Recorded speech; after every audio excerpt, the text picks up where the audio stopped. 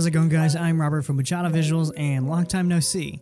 It's been a minute since my last post, but I've been super swamped with work. Sometimes that's just how it is.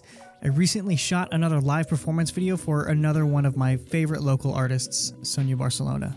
Our location was 11th Street Records in downtown Vegas, which had plenty of space for our setup, not to mention it was pretty optimal for sound.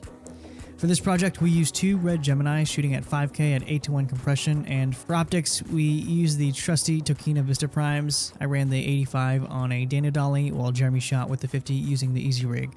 I really liked having the Dana Dolly handheld combination. They really seem to complement each other pretty well between the smooth control movements of the Dana Dolly and the innate movement of handheld. I placed the Dana Dolly track along the side of the band rather than in front because it gave me more options for coverage. I could get a slightly dirty over the shoulder on Sonia, or even move slightly further to get a clean 3/4, or even move back in to get coverage of the drummer. That way Jeremy could easily get a reverse of whatever I'm shooting and float around for more coverage.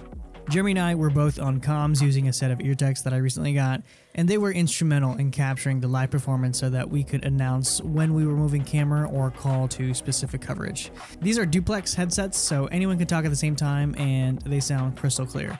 These are great for any kind of live events where you need real-time hands-free communication. Eventually, I'd love to not even operate and call 3 to 4 cameras from a monitor all the way in the control room. For lighting, our main key was brought to you by the 300D, featuring the new spotlight mount.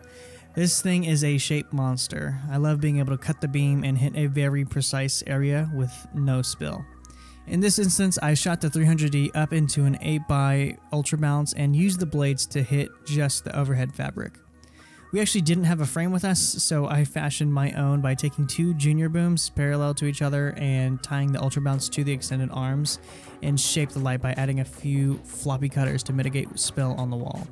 I placed a SkyPanel on the floor for some fill, and that was our whole lighting setup.